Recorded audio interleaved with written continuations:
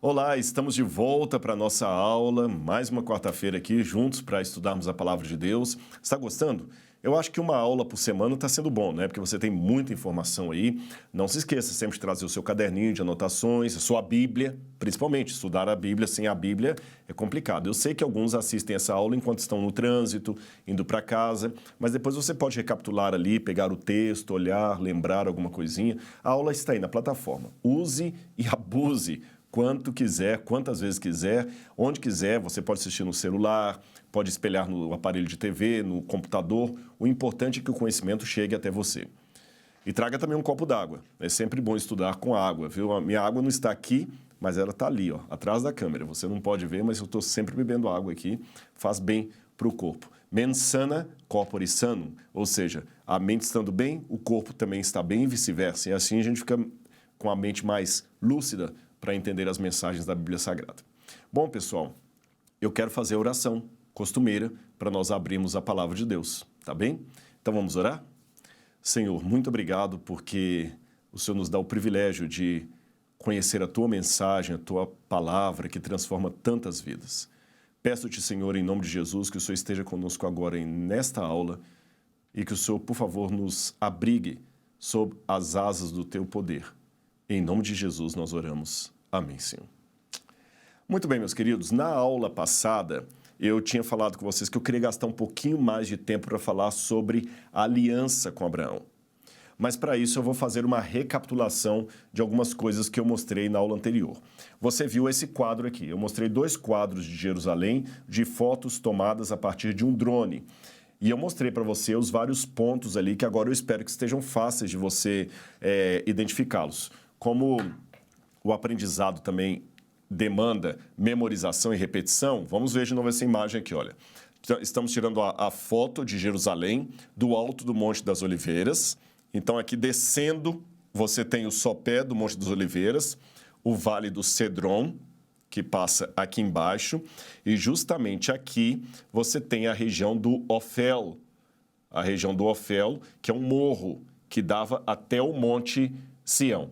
Hoje, ou Monte Moriá, hoje, devido ao fato de que tudo isso aqui está coberto de casas, é difícil você perceber o morro ali. É como se o morro fosse cortado. Você percebeu? Você tem o morro aqui, ele foi cortado e colocado um monte de casinha em cima. Aqui você ainda tem o resto do morro, ó.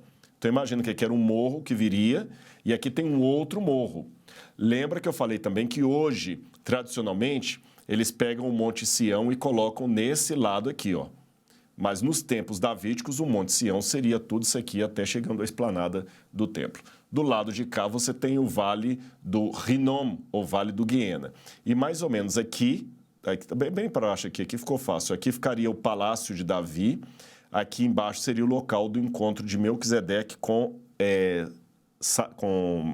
Abraão. Agora, a outra imagem, nós temos de novo o Domo da Rocha.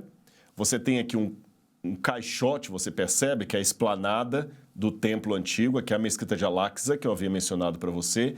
Todo esse lugar aqui hoje é muçulmano. Do lado de fora você tem o lugar da antiga cidade de Davi.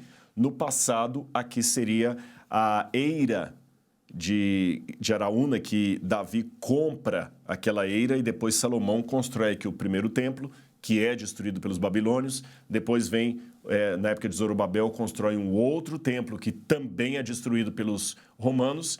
E hoje você tem o Domo da Rocha. E a pergunta que muita gente faz, e essa introdução que eu estou dando aqui do Israel moderno vai lançar bases para entendermos a aliança, o pacto de Deus com Abraão, seria o seguinte. Aqui já aprendemos que provavelmente era o Monte Moriá, onde Abraão levou Isaac em sacrifício. Aqui aprendemos que era o local onde estava o primeiro templo construído por Salomão. Aqui também eu aprendo que era o segundo templo. Por que hoje tem um santuário muçulmano aí? Bom, essa história é um pouquinho mais longa e eu tenho que contar para você com detalhes assim para você poder compreendê-la. Mas eu vou fazer um resumo que dê para você compreender o bastante. Os judeus sempre foram pessoas hostilizadas por outros povos. Vários povos atacaram Jerusalém. Eu me lembro até aqui agora de um filme, A Última Cruzada, é um filme antigo, que tinha uma cena de Gui, rei de Jerusalém, conversando com Saladino, que era o conquistador muçulmano que queria dominar Jerusalém. E em um determinado momento, o Gui pergunta a Saladino, por que você quer tanto a cidade de Jerusalém? E ele fala o seguinte, Jerusalém não é nada, mas ao mesmo tempo é tudo. Jerusalém não é de ninguém, mas é de todos, porque todos querem Jerusalém. E parece que é verdade mesmo, todo mundo quer Jerusalém. Os cristãos desejam Jerusalém por causa das ligações com Jesus de Nazaré, os judeus querem Jerusalém por causa do pacto com Abraão e o templo que estava ali, os muçulmanos também querem Jerusalém por causa de Maomé. E é curioso que Jerusalém nem aparece no Alcorão, mas hoje é a terceira cidade sagrada do islamismo, perdendo apenas para Meca e Medina. Meca, a cidade onde Maomé nasce, Medina, a cidade que acolhe Maomé, e segundo a tradição fora do Alcorão, Jerusalém é a cidade de onde Maomé foi elevado aos céus. Mas calma, eu adiantei demais a história aí. Antes que Maomé nascesse, um dos últimos ataques que Jerusalém teve de maneira bem forte foi provocado por Adriano, imperador de Roma. Isto em 132 d.C., de 132 a 135 d.C. A região aqui estava tomada por um líder rebelde, não só aqui, também na Galileia, chamado Bar Kokhba. Bar Kokhba era um líder revolucionário judeu que queria expulsar os romanos do país à base da espada. Alguns até acreditam que Bar Kokhba se proclamava uma espécie de messias do povo. E para os judeus da época era o que eles queriam, porque um dos motivos muito claros por eles rejeitarem Jesus como Messias é o fato que Jesus aparentemente terminou o ministério dele num fracasso, ele terminou numa cruz. Até hoje, tem muitos rabinos que falam o seguinte, uma prova que Jesus não é o Messias é porque as promessas que Deus fez aos nossos ancestrais é que quando o Messias viesse, ele instauraria a paz mundial. Jesus não conseguiu instaurar a paz mundial. Na época do Segundo Templo, essa expressão instaurar a paz mundial significa bater em retirada com os romanos, arrebentar com os romanos e os judeus dominarem o mundo no lugar do Império Romano. Como Jesus chegou falando, olha, o meu reino não é desse mundo, se o teu inimigo romano te obrigar a andar 1 milha, anda 2. Não, esse cara não pode ser o Messias, porque ele não está nos trazendo a libertação. Bar Kokhba, que viveu depois de Jesus, Jesus foi crucificado no ano 31, Bar Kokhba vai surgir ali, né, o movimento dele em 132 depois de Cristo, ou seja, um pouquinho mais de 100 anos depois, né, 101 anos depois, o Bar Kokhba, ele tinha os qualitativos messiânicos que agradavam o povo judeu. Ele era revolucionário, ele tinha frases de ordem, falava muito bem, arregimentou um exército para lutar contra os romanos. Bar Kokhba chegou até a cunhar, no Museu de Arqueologia Bíblica do NASP, nós temos 2 moedas originais de Bar Kokhba, ele chegou a cunhar algumas moedas onde ele se proclamava como sendo o grande Messias esperado. Não, na moeda não traz isso nitidamente, mas assim, nas entrelinhas. Porque numa dessas moedas, por exemplo, ele mostra o templo reconstruído, deixando bem claro que a sua intenção era arrebentar com os romanos e reconstruir o templo. O templo, como você sabe, eu havia mencionado, ele foi destruído pela segunda vez no ano 70 depois de Cristo pelos romanos. E o local do templo ficou totalmente em escombros, acabaram com isso aqui. Colocaram a Ilha Capitolina aqui, os romanos não deixavam os judeus chegarem aqui. Então, Bar Kokhba cunhou aquelas moedas onde ele mostrava o templo construído com uma estrela em cima, uma estrela messiânica, indicando que ele queria realmente construir o templo, ser o rei dos judeus e proclamar a independência dos judeus. Até a destruição do Segundo Templo também foi similarmente falando por líderes rebeldes como Bar Giora, que queria a todo custo transformar Jerusalém em a capital do mundo, e também cunharam moedas, as moedas da revolta judaica, que durou de 66 a 70 depois de Cristo e culminou na destruição do templo. Até aí você aprendeu. Templo destruído no ano 70, 132 vem a revolta de Bar Kokhba. Adriano, furioso, manda todas as milícias que ele pode para lá, especialmente aqueles da 10ª Legião Fretense, que foi a que destruiu o templo, e eles arrasam com a rebelião de Bar Kokhba. Acabam, matam Bar Kokhba. Os romanos, só para poder vingar dos judeus, colocaram numa estrada assim um monte de judeus crucificados um após o outro. e quando chegou a noite ele botou fogo nos corpos para iluminar a estrada. Então a estrada romana estava toda iluminada com judeus crucificados. Dizem alguns que até na Via Ápia, em Roma, ele crucificou judeus e botou fogo à noite. E Adriano fez mais. Ele impediu os judeus de morarem nos arredores de Jerusalém, tirou muitas terras que os judeus ainda tinham ali na terra de Judá, expropriou os judeus e trouxe povos vizinhos para morar na terra dos judeus. E para vingar ainda mais dos judeus, o Adriano rebatizou a terra, que estava sendo chamada de Aelia Capitolina, de Filistina. Esse é um nome que merece ser explicado.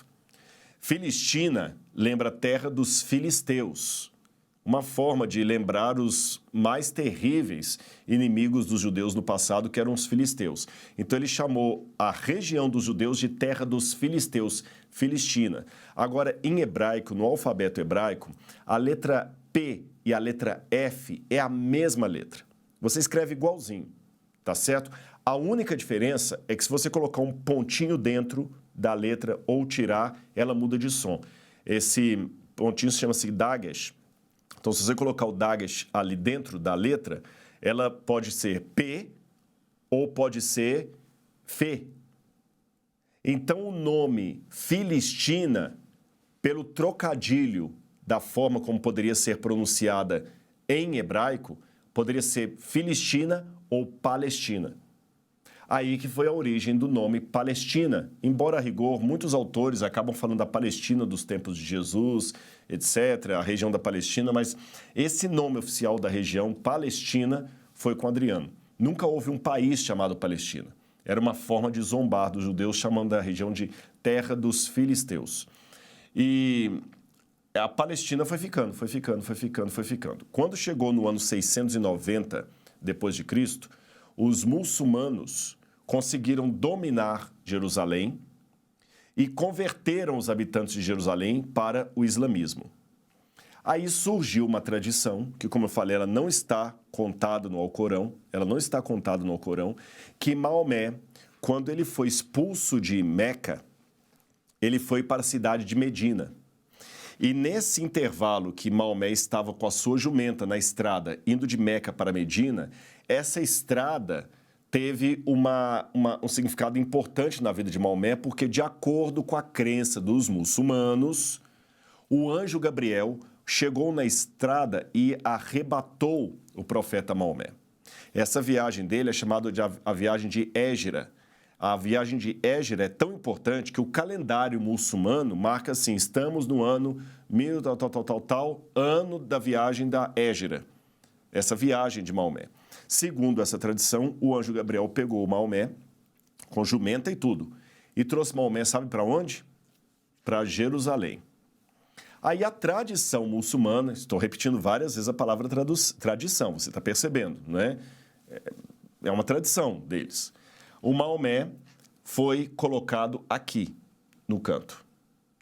Aí ele pegou aqui, amarrou a jumenta dele num determinado lugar aqui e subiu a pé até os escombros do antigo templo, onde dessa vez ele conseguia ver a rocha do morro onde Abraão sacrificou Isaque.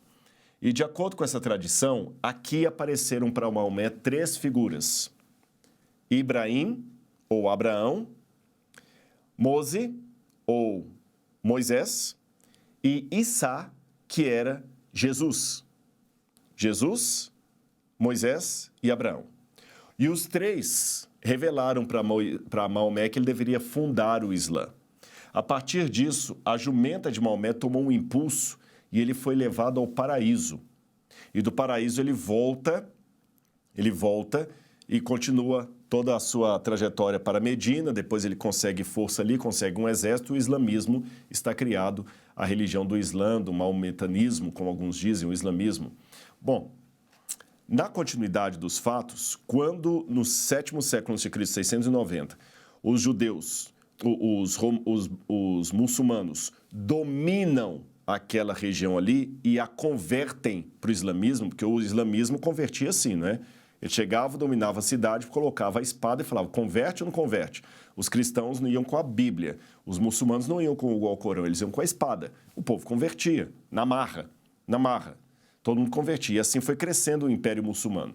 E aí criaram a mesquita de Al-Aqsa, que significa a mesquita que está ao longe ou da esquina. Al-Aqsa está aqui, ó. E também fizeram o Domo da Rocha para demarcar o local sagrado de onde Abraão fez o pacto com Deus e onde também, aí no caso seria Ibrahim, que eles chamam Abraão em árabe de Ibrahim, fez o pacto com Alá. E Maomé foi assunto ao céu. A partir disso, Jerusalém ficou durante toda a Idade Média, porque 690 eu estou na Idade Média, 692 para ser mais preciso, durante todo esse período da Idade Média, e Jerusalém ficava de mão em mão. Tá certo? Estava na mão dos muçulmanos, daqui a pouquinho vinha um grupo muçulmano rival daquele ali, tomava o poder, porque o islamismo, depois da morte de Maomé, ele nunca foi unido. Você tinha, por exemplo, os sunitas, os xiitas, que sempre brigavam pelo poder lá no Irã e outras coisas mais. Então, ficavam aquelas brigas internas. Além disso, na Idade Média, você tem também as cruzadas que o catolicismo começou a fazer junto com os senhores feudais. Muitos homens vinham da Europa em exércitos para libertar Jerusalém da mão dos mouros, por exemplo, que também era um grupo convertido ao islamismo. Aí eles expulsavam os mouros. Aí Jerusalém era tomada e se tornava cristã. Depois vinham os muçulmanos e tomavam de novo Jerusalém, ela voltava para a mão dos muçulmanos. E cada vez que Jerusalém era tomada e retomada, e tomada e retomada, a cidade era construída, destruída, construída, destruída. É por isso que nós temos em Jerusalém restos tanto de mesquitas antigas quanto de igrejas antigas. Você tem a igreja do quarto século aqui, criada por Helena, a mãe de Constantino, e você tem a mesquita de Al-Aqsa também. Tem até um local no Monte Sião que eles chamam de local da última ceia de Jesus, mas não há nenhum indício disso, nenhuma comprovação, que você tem ali no mesmo prédio um resto de uma mesquita, esse local cristão que lembra a Santa Ceia, e embaixo o local que alguns judeus cultuam como sendo o túmulo de Davi. Então você vê que ficou sempre essa briga. Jerusalém vinha para a mão dos muçulmanos, devolvia para a mão dos cristãos, os cruzados, brigando. E assim foi ficando, até que no século XX você tem o holocausto nazista da Segunda Guerra Mundial. Hitler mata 6 milhões de judeus. Depois da guerra, a Liga das Nações Unidas, que vai virar a ONU, cria o Estado de Israel, em 1948. Quando eles vêm, os judeus, para tomar o Estado de Israel, isso aqui ainda está na mão de muçulmanos. A Jordânia tomava Jerusalém e não queria devolver Jerusalém. Os judeus, então, só conseguiram reaver Jerusalém. Veja, o Estado judeu, o Estado de Israel, foi criado em 1948. Quando os judeus voltaram para sua pátria. Desde que Adriano expulsou os judeus daqui em 135 depois de Cristo, até 1948, os judeus eram um povo errante, sem pátria. Eles ficavam na Europa e tal, mas eles não tinham um país deles. Agora, a partir do momento que em 1948 foi reconhecido o Estado de Israel, eles voltaram. Mas conquistar o Estado é diferente do que está no papel. E eles foram até que na Guerra de 6 Dias, em 1967, eles conseguiram dominar Jerusalém e tomar Jerusalém da mão da Jordânia. Mas aí teve um probleminha. Israel teve muitas vitórias aqui. A Guerra do Yom Kippur, Israel conquistou o canal de Suez lá, lutando contra os egípcios. Israel conquistou muita coisa nesse período, a partir de 67 em diante. Conquistou as colinas de Golã contra a Síria. Só que Israel ainda era um grupo fraco. Lembrem, eles estavam voltando para casa. Tinham muitos empresários judeus dos Estados Unidos que ajudavam financeiramente e tudo, mas a guerra deu muitas baixas. Então, quando em 67 eles dominaram Jerusalém, Moshe Dayan ficou com uma dúvida. Se eles desapropriam o terceiro lugar mais sagrado para os muçulmanos, todos os países árabes e não árabes de religião muçulmana podiam fazer um grande exército e vir de uma pancada só e tomar Israel. Imagina, Israel era uma pessoa sozinha ali, num país que, do Líbano até o Egito, você tem 470 quilômetros, e aqui do Mediterrâneo até a Jordânia, 130 quilômetros. Acabou Israel. E desse pequeno território, você tem 63% constituído de deserto. Então, imagina, já é um território pequeno, com 63% de deserto, e ele ainda tinha que dividir o território com os palestinos, porque essa divisão da Liga das Nações Unidas não ficou muito bem acertada. Os palestinos tinham essa parte, tinha aquela. Com quem que vai ficar a capital, Jerusalém? Jerusalém vai ser dos palestinos ou vai ser dos israelenses? Então, toda essa briga aí, Moshe Dayan pensou, nós não estamos preparados para enfrentar uma outra guerra. Os países muçulmanos, árabes e não árabes, tinham, por questões religiosas, maior afinidade com os palestinos. É óbvio, porque até hoje, na data de hoje, o que os vizinhos querem, não todos, mas uma boa parte deles, é varrer Israel do mapa. Então, Moshe Dayan, que era o líder, o general israelense, pensou, se a gente invade o Templo Monte também, aí junta militarmente Egito, Jordânia, Síria, Líbano, Irã, Iraque, Arábia Saudita, Bahrein, não vai sobrar nada da gente. Então, uma frase muito típica do mundo israelense é o seguinte, nós temos que escolher nossas batalhas. Você não pode brigar por tudo, não é inteligente. Escolha suas batalhas. Aliás, isso é até uma lição de sabedoria que eu carrego para a vida. Escolha as batalhas. Às vezes você tem razão, o outro tem uma arma. Será que compensa naquela hora brigar com ele? Você tem que escolher, às vezes, entre ter razão e ser feliz. O fato é que a ideia de Moshe Dayan foi o seguinte, vamos preservar o local da esplanada do templo como sendo um local muçulmano. E vamos respeitar os muçulmanos que vierem aqui. E quem vai administrar esse cercadinho aqui será o rei da Jordânia.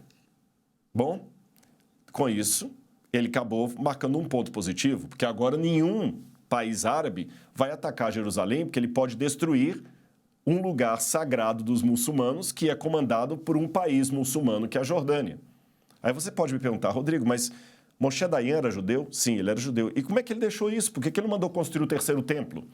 Moshe Dayan era judeu, mas como muitos judeus que voltaram ali para reconstruir o Estado, eram judeus socialistas, comunistas, muitos deles ateus, que nem tinham muita ligação com religião. A própria Golda Meir, Ben Gurion, esse pessoal, eles não tinham toda aquela ligação religiosa que um judeu ortodoxo vai ter. O Estado moderno de Israel foi criado até por como é que eu diria, teóricos políticos que eram socialistas. Vocês entenderam?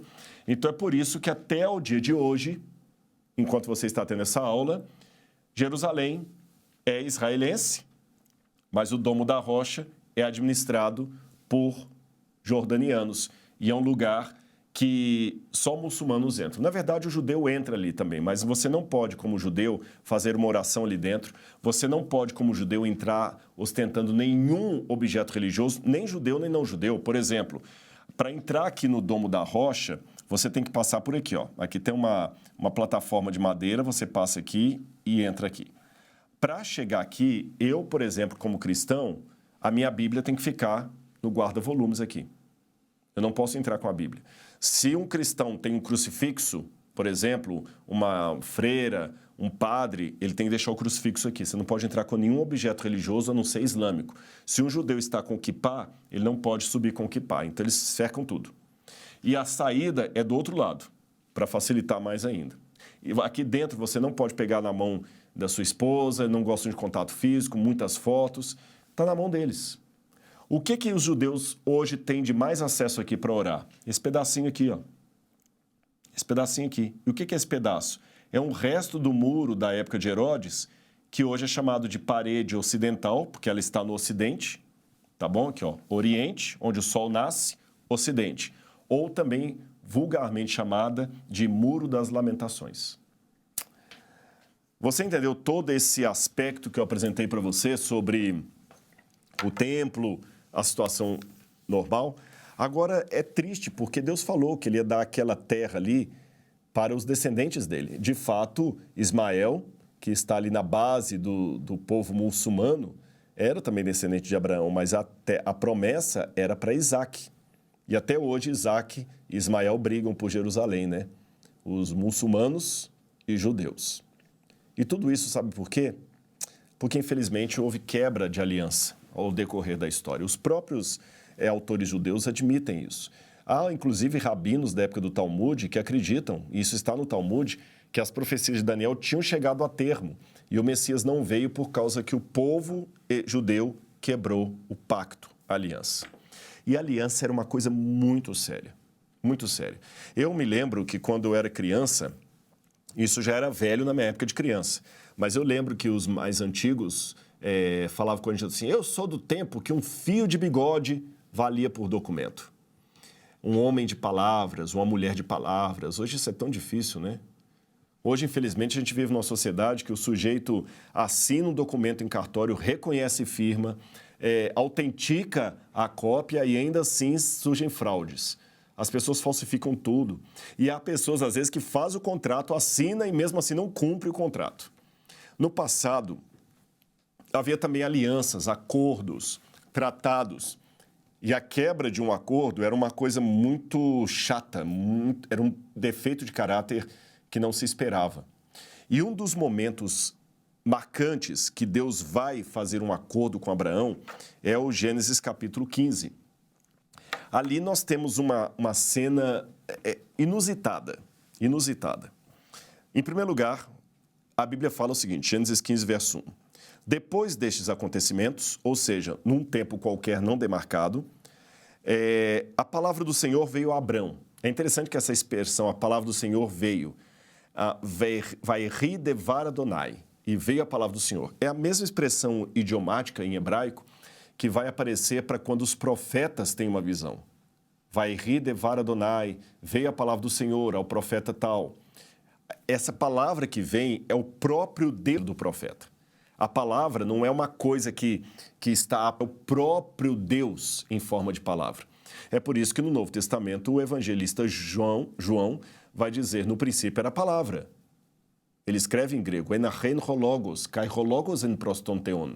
Em grego significa, no princípio era a palavra. E a palavra estava perto de Deus, em intimidade com Deus. Kai theos en hologos. E a palavra era Deus. E a palavra, ele fala, egenetosarkes, se tornou carne e habitou no meio de nós. Olha que lindo, né? Ou seja, no Antigo Testamento a palavra vinha ao profeta numa manifestação de Deus. A gente chama isso de teofania, quando Deus aparece, ou epifania. No Novo Testamento, ele vem na forma de Jesus. A palavra se faz carne. Bom, a profética, então. E nessa visão, Deus aparece para Abraão dizendo, foco 15, não tenha medo, Abrão. Eu sou a grande recompensa. Abrão respondeu, Senhor Deus, que me darás se continuo sem filhos e o herdeiro da minha casa é o Damasceno Eliezer? É interessante que essa disposição de Abraão de usar Eliezer como seu herdeiro, ela aparece nos códigos da época de Abrão. Lembra que eu falei com você que nós estamos analisando sempre com a cultura local? Olha aí na tela. Este aí é o Código de Hammurabi, que está no Museu do Louvre, hoje em Paris. E no Código de Hammurabi, que é do 18º século a.C., tem essa parte da legislação. Vou ler para você. Quando a primeira esposa de um nobre lhe gerar filhos e a sua escrava também gerar filhos, se o pai em vida declarar, estes são meus filhos, referindo-se aos filhos que ele teve com a escrava, então estes serão contados com os filhos de sua primeira esposa quando ele morrer, e os filhos da primeira esposa e os filhos da escrava terão direitos iguais, salvo o primogênito da primeira esposa. Esse terá a preferência na partilha dos bens. Contudo, se o pai em vida declarar, estes são os meus filhos, referindo-se aos filhos que ele teve com a escrava, então após a sua morte, os filhos da escrava não receberão a partilha junto com os filhos da primeira esposa.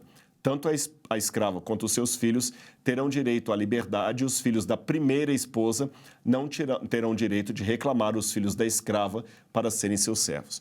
Você viu como é que aqui ilustra uma tentativa que Sara vai ter lá na frente, desesperada, de entregar Agar, a serva dela, para ter filho com Abraão? Está prescrito aí no Código de Hammurabi.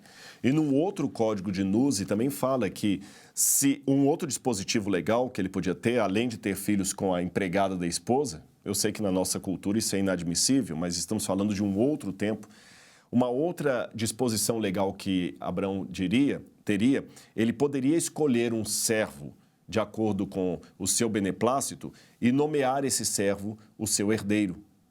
Ele aparentemente tentou isso com o Damasceno Eliezer. E ele fala, Senhor, mas como é que vai ser isso? Eu vou ter um pacto com o Senhor, eu terei filhos, se Eliezer, o Damasceno de Damasco, nem era hebreu, será está comigo. Aí Abraão continuou, tu não me deste descendência, e um servo nascido na minha casa será o meu herdeiro. Damasceno nasceu na casa de Abraão, mas ele não era hebreu, o Eliezer. Ele era Damasceno, ou seja, os pais dele tinham vindo da Síria. E eis a palavra do Senhor veio a ele dizendo, esse não será o seu herdeiro. Pelo contrário, aquele que será gerado por você será o herdeiro, falando de Isaque. Aí Deus fez uma coisa com Abraão. Falou, Abraão, vai lá para fora. Quando Abraão foi para fora, Deus falou assim, olhe para os céus e conte as estrelas, se puder contá-las. Olha a ironia de Deus. Aqui tem um jogo de palavras muito interessante. Eu esqueci de colocar uma imagem lá, mas eu vou ilustrar para você, você vai entender. Os beduínos, como Abraão, pessoas nômades, moravam em tendas. Essas tendas, o típico habitar em tendas, até hoje é praticado por beduínos no Oriente Médio. Aliás, eu vou até falar com vocês que um sonho de consumo que eu tenho aqui para o NASP é conseguir comprar e encomendar uma tenda de beduínos para trazer aqui e montar no Museu de Arqueologia, sabe? Montar uma tenda para que as pessoas tenham uma noção como é que Abraão morava em tendas. A TV Record, quando estava fazendo a novela Gênesis, ela comprou algumas tendas lá no Marrocos. São caríssimas. Uma tenda dessa deve sair por uns 10 mil reais, 10 mil dólares aproximadamente. É muito cara, às vezes até mais, 15 mil dólares, porque eles fazem com a lã da cabra.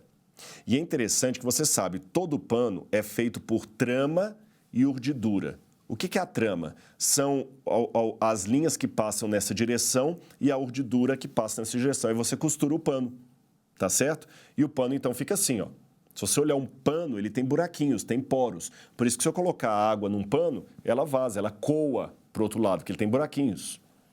A trama e a urdidura desse tecido das tendas de beduíno, elas ficam mais abertinhas assim. E qual a vantagem disso? É que quando vem o vento, ele passa por aqueles buraquinhos e ele refrigera quem está dentro da tenda. Percebeu? Ele refrigera quem está dentro da tenda. Agora, quando a temperatura, a umidade relativa do ar aumenta, indicando que tem chuva na proximidade, a lã incha e os poros se fecham.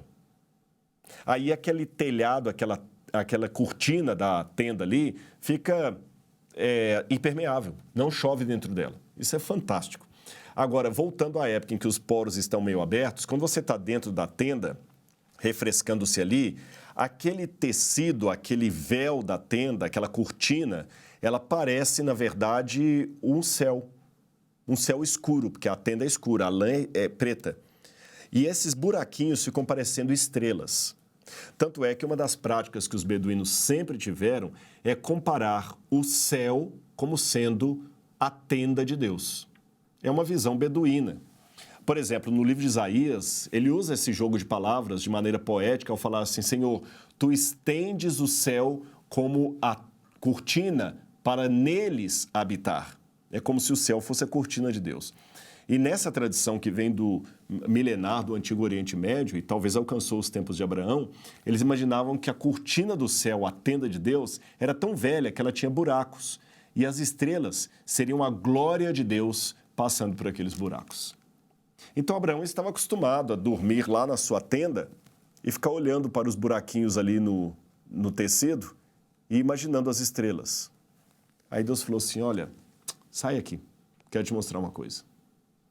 Olha agora para a tenda de verdade. Conta as estrelas, se é que você pode, pois assim será o número dos seus descendentes. Logo em seguida, Deus falou com Abraão assim, olha, eu sou, verso 7, o Senhor que o tirei de Ur dos caldeus, para lhe dar esta terra como herança. E Abraão de novo perguntou, Senhor Deus, como saberei que vou herdar essa terra? Olha que interessante. Abrão, ele é chamado na Bíblia de o pai da fé. Então, se eu poderia ter um patrono para a confiança, seria Abrão. Mas você notou quantas vezes o pai da fé questionou a Deus? Eu tenho uma lição teológica nisso aqui. A teologia da fé também envolve questionamentos. A fé tem espaço, sim, senhor, para perguntas. Se não houvesse espaço para perguntas na fé, o que eu faço com Jesus na cruz do Calvário perguntando, Deus meu, por que me desamparaste? Note, Jesus não estava apenas recitando um salmo, ele estava clamando, questionando ao Pai, Pai, por que o Senhor me desamparou?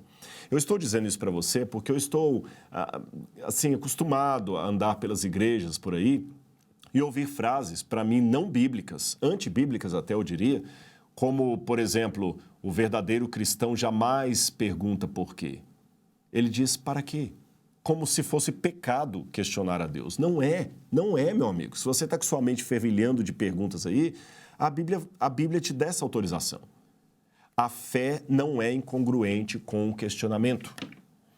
É que existe uma diferença do modo como você pergunta. Existe uma pergunta legítima que faz parte da aflição, da angústia humana, e existe a pergunta que envolve desconfiança. Uma coisa é eu perguntar assim para o meu pai em quem eu confio, mas papai, como é que o senhor vai comprar um carro para mim? O senhor está sem dinheiro. Essa não é uma pergunta ofensiva. É porque eu sei que meu pai está sem dinheiro. Como é que ele vai comprar um carro para mim? E ele fala, calma, filho, eu vou dar meu jeito. Ah, mas pai, como é que é? Eu não estou vendo o carro. Isto é um tipo de pergunta. Outra pergunta é quando eu chego num rapaz que vai trabalhar e eu falo o seguinte, escuta, mas você não levou nada mesmo daqui, né? Você se importa de abrir a sua bolsa e deixar eu olhar o que tem dentro?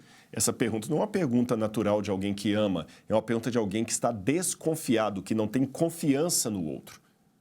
Esse tipo de pergunta de desconfiança ofende a Deus. Agora, a pergunta natural que todos nós temos não ofende a Deus. Tanto é que não ofende que Deus vira para Abrão e fala o seguinte, Abrão, verso 9, traga uma novilha, uma cabra e um cordeiro, cada qual de 3 anos, e uma rolinha e um pombinho. E Abrão trouxe.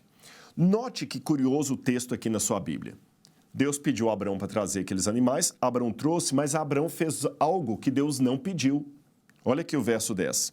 Abraão trouxe esses animais, cortou-os pelo meio e pôs as metades, uma em frente da outra. Deus não falou para Abraão que ele era para cortar os animais. O que Abraão fez? Olha aqui a cena. Essa cena ilustra isso aí. Abraão cortou os animais, então você imagina a cena. Ele corta os animais, coloca uma carcaça numa fileira, outra carcaça noutra fileira. Por que ele fez isso?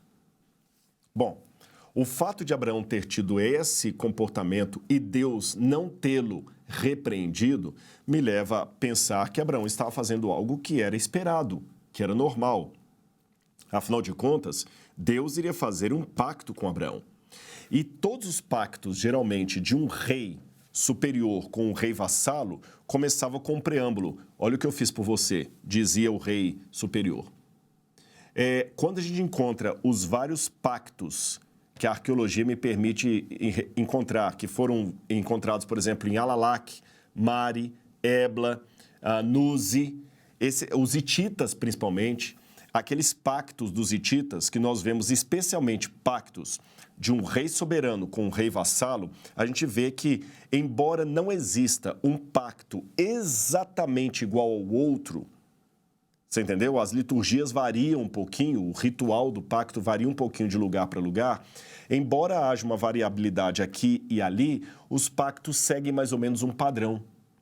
E no padrão do pacto, uma das coisas que abre o pacto do rei superior com o vassalo é que o superior conta para ele o que foi feito a seu respeito. Lembrem, eu sou o rei que salvou o seu reino da desgraça quando tal coisa aconteceu. Vamos fazer o pacto. E esse pacto do soberano com o vassalo era feito muitas vezes como? Nós temos, por exemplo, já mencionei para vocês, os tratados de Alalak, de Mari. A primeira coisa que chama atenção é, por exemplo, aqui eu tenho na tela, você vai ver aí, nas cartas de Mari, um desses tratados, desses acordos, desses pactos. Esse aqui que eu vou citar foi datado do século XVIII a.C., onde um certo Ibal-Il relatou ao rei Zimri-Li o seguinte: fui a Aslaca para matar um asno entre os Hanu e os Adamara. Eu fiz com que o potro de um asno fosse abatido. Eu estabeleci a paz entre Hanu e Adamaras. Você percebeu o que está escrito ali? Ele fez esse pacto e ele falou: eu fui para matar um animal. Muitos pensam que a origem da palavra pacto, seja em hebraico, seja em línguas cognatas ali, a língua heblaíta, a língua de mar e tudo mais, tem alguma relação com o verbo cortar. Tanto é que aqui na própria Bíblia, no capítulo 15, versículo, deixe-me ver aqui, capítulo 15, versículo 18, diz assim: naquele mesmo dia, o Senhor fez aliança com Abraão, dizendo, naquele dia o Senhor fez aliança. No original hebraico está, naquele dia o Senhor cortou um pacto com Abraão. Cortou um pacto. A palavra pacto, em hebraico, aliança, acordo, é a palavra brit. Brit significa um tratado, um acordo, uma aliança. E provavelmente tem alguma relação com o verbo cortar. E por que teria relação com o verbo cortar? Estes textos não bíblicos que eu mostrei para você e que fiz menção aqui, me dão a ilustração disso e a possível explicação. Funcionava mais ou menos assim. O rei, com o outro rei, cortava no meio os animais do sacrifício e jogava a carcaça de uma banda e de outra. Então você tinha um caminho no meio da carcaça dos animais. Imaginou a cena? Quando os animais estavam cortados, um do lado de cá e o outro do lado de lá, o rei passava pelo meio e você também passava pelo meio. E quando chegava no meio, os dois faziam um juramento. Que assim aconteça comigo, que eu seja esquartejado como esse animal, se eu quebrar a minha parte no acordo. E o outro respondia da mesma maneira comigo, que eu seja cortado como esse animal, se eu quebrar a minha parte no acordo. Até alguns tabletes cuneiformes mostram que quando um rei ia caminhando em direção ao outro para fazer o tratado, eles iam caminhando tocando na carne, na carcaça do animal.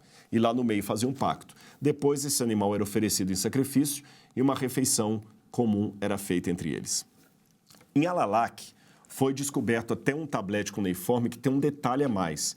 Eles falam do pacto envolvendo uma tocha de fogo que passava pelo meio dos animais. Então, à noite, geralmente era à noite esse tipo de pacto, os reis vinham com uma tocha de fogo passando pelo meio da carcaça dos animais. Eu sei que isso pode parecer um pouco estranho para você, esse costume de pacto, mas você sabe, isso são culturas que mudam de lugar para lugar. Se você estivesse entre os índios Apache dos Estados Unidos, um acordo de paz seria feito com você fumando junto com ele o cachimbo da paz. Se você estivesse na Europa, na época do feudalismo, o acordo de paz seria trazendo uma relíquia da Igreja Católica e obrigando o senhor a beijar aquela relíquia e todo mundo beijar ali as testemunhas. Então, quer dizer, os pactos são assim. Nós também temos acordo de pacto. Nós colocamos aliança quando casamos, nós assinamos uma firma, nós damos as mãos. Quando um governo vai fechar negócio com outro governo, eles trazem simbolicamente um livro, os dois assinam ali e tiram uma foto para repórteres do mundo inteiro, um segurando a mão do outro.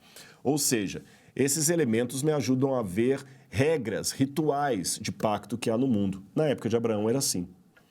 Agora me chama a atenção que Deus ia fazer um pacto com Abraão. Então Abraão tinha a sua responsabilidade no pacto, mas olha que curioso. Abraão fica enxotando as aves de rapina que tentam comer a carcaça e só à noitinha que Deus aparece. E Deus aparece como? Um fogareiro. Aqui diz o verso 17, quando o sol se pôs e houve densas trevas, eis que um fogareiro fumegante e uma tocha de fogo passaram entre aqueles pedaços de animais. Lembra que eu falei com vocês lá de Alalak, na Síria, onde havia o juramento com a fornalha de fogo envolvendo uma tocha? Deus também passou como uma tocha. Só que Abraão não passou no meio dos animais. Que estranho. Abraão deveria passar junto com Deus, só Deus passou. Sabe por quê? É como se Deus falasse assim, Abraão, embora o pacto, o acordo, a aliança que eu tenho com você implica também numa responsabilidade de sua parte, quem garante a penhora, o cumprimento do pacto, na última instância, sou eu. Lembra o juramento que os dois reis faziam? se eu quebrar a minha parte do acordo, que eu seja esquartejado como esse animal aqui, colocado em sacrifício? Lembra disso? Pois é. Nesse caso, Deus falou o seguinte, olha, se o pacto for quebrado, alguém vai ter que ser esquartejado. Só que Deus nunca quebrou a parte dele no pacto, mas a humanidade sim. Nós, filhos de Abraão, alguns segundo a carne, outros segundo a fé, quebramos o pacto. Mas quem foi sacrificado pela quebra do pacto? Não foi Abraão. Não foi nenhum dos filhos de Abraão. Quem foi sacrificado foi Jesus, o Filho de Deus. Ele que foi cortado. Ele que teve o seu corpo jogado na cruz do Calvário. É por isso que Deus é o único que passa pelo meio dos animais da carcaça.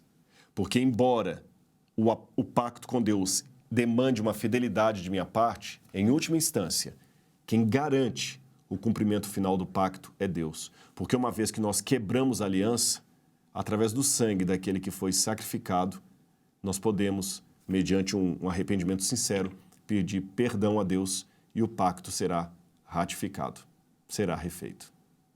É por isso que na Santa Ceia, Jesus chama aquela ceia de esta é a nova aliança do meu sangue, o novo pacto, o sangue que é derramado por muitos para a remissão dos pecados. O pacto que nós quebramos foi refeito na cruz do Calvário. Entendeu? A aliança de Deus com Abraão. Entendeu a importância de se fazer um pacto com Deus? Eu espero que você esteja gostando desse conteúdo e esteja ampliando bastante a Bíblia para você. O meu desejo aqui é que o comentário da Bíblia que nós estamos fazendo virtualmente aqui transforme o livro sagrado numa leitura tridimensional para você. Mas o nosso tempo já esgotou. Semana que vem estamos de volta aqui para mais um bate-papo sobre a Bíblia Sagrada na continuidade do livro do Gênesis. Então, um abraço e até lá!